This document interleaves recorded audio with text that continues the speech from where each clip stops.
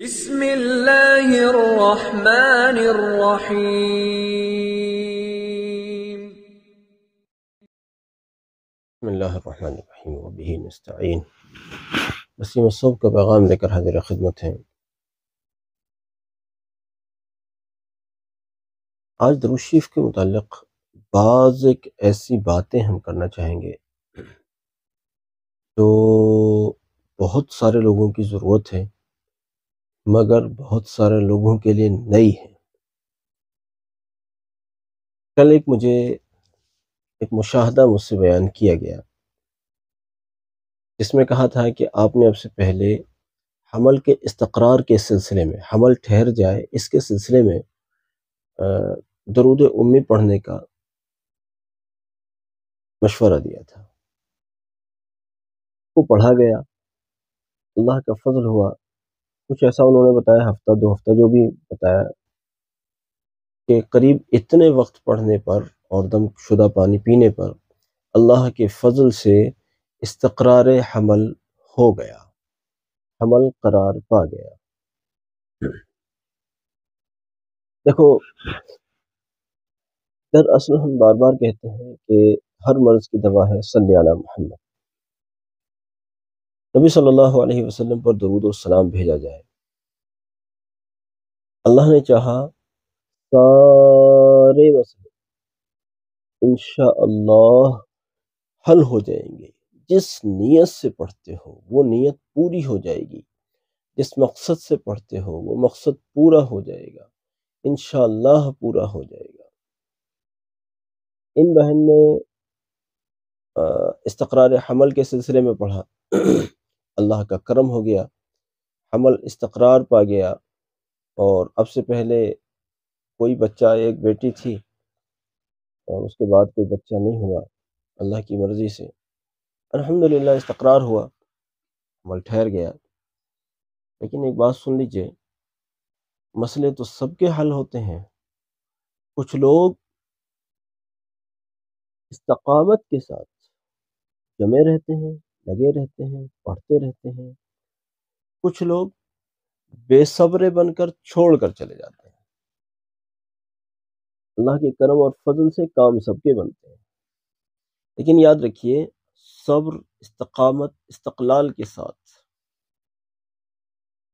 پڑھتے رہیے، بڑھتے رہیے، اور یقین جانیے انشاءاللہ مایوسی کی ہرگز کوئی وجہ نہیں ہے۔ درود شریف میں مایوسی کی کوئی وجہ نہیں ہے، اس لیے آپ پورے اہتمام سے پڑھا کریں۔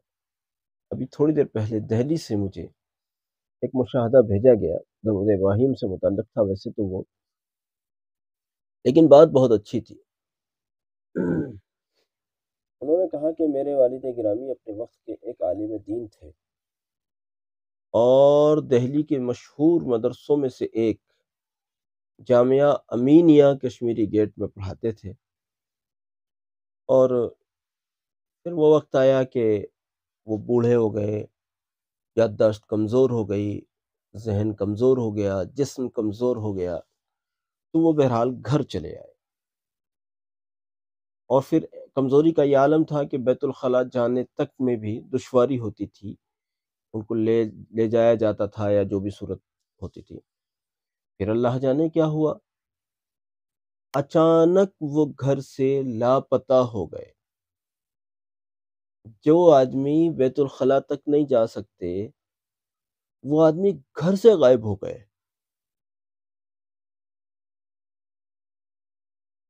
جس کا اب گھر والوں کو ظاہر بات ہے کہ قلق ہونا ہی تھا، گھر والے پریشان ہوئے۔ کہتے ہیں کہ کئی روز گزر جانے کے بعد ہمارے دل میں یہ بات آئی کہ ہمیں درود ابراہیم پڑھنا چاہیے۔ کہتے ہیں کہ ہم نے ان کے لیے درود ابراہیم پڑھنا شروع کیا۔ ابھی دوسرا ہی دن تھا کہ دارالعلوم دیوبند کا ایک طالب علم ان کو گھر لے کر آیا، اور وہ طالب علم کہتا تھا کہ حضرت مولانا دیوبند تشریف لے گئے تھے، یعنی کیسے پہنچ گئے پتہ نہیں، اللہ جانے، اور کہنے لگے کہ میرے استاذ تھے، میں ان کو جانتا تھا، اس لیے میں ان کی خیر خواہانہ طور پر ان کو گھر چھوڑنے آیا ہوں۔ درود ابراہیم کو ابھی دوسرا دن ہوا تھا یا 2 دن ہوئے تھے۔ تو بزرگوں، درود شریف اپنا رنگ دکھا کر رہتی ہے، درود شریف سے فائدے ہو کر رہتے ہیں۔ بعض لوگ اس لیے درود شریف پڑھتے ہیں، ایسے بھی بعض لوگوں کے معاملے سامنے آئے، وہ کہتے ہیں کہ ہم نے درود شریف پڑھی اور دعا کی کہ آپ سے ہماری بات ہو جائے۔ بھئی میں کوئی آسمان کی مخلوق نہیں ہوں، آپ ہی کی طرح کھاتا ہوں، پیتا ہوں، رہتا ہوں، سوتا ہوں، جاگتا ہوں، سارے کام، ساری میری ایکٹیویٹیز آپ ہی کی طرح کی ہوتی ہیں۔ تو یہ کوئی مسئلہ نہیں ہے کہ مجھ سے بات ہونے کے لیے آپ درود شریف پڑھ کے دعا کر رہے ہیں۔ لیکن خیر بعض لوگوں نے مجھے بتایا کہ ہم نے دعا کی درود شریف پڑھ کر کے ہماری آپ سے بات ہونے لگے،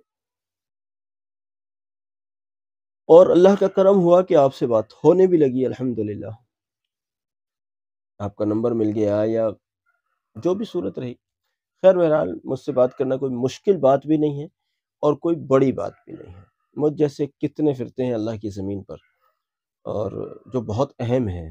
میں اہم نہیں ہوں، بہت لوگ ہیں جو اہم ہیں، تو مجھ سے بات کرنا نہ کوئی خاص بات ہے اور نہ کوئی مشکل بات ہے۔ تو بہرحال اگر آپ درود شریف پڑھ رہے ہیں بات ہونے کے لیے، تو بھائی کسی اور بڑے مقصد کے لیے پڑھیے نا، میرے سے بات ہو کر کیا ملنے والا ہے۔ خیر بہرحال درود شریف کے اتنے سارے مشاہدات ہیں کہ ان کو بیان کرنا ہی بہت مشکل کام ہے، بہت مشکل بات ہے۔ آپ حضرات بہرحال پورے اہتمام کے ساتھ درود شریف کو پڑھتے رہیں، درود شریف سے فائدے اٹھاتے رہیں، اور امت کو درود شریف کے فائدے پہنچاتے رہیں۔ جزاک اللہ ہمارے اس پیغام کو ساری امت تک پہنچانے میں معاون بنیے۔ السلام علیکم ورحمۃ اللہ۔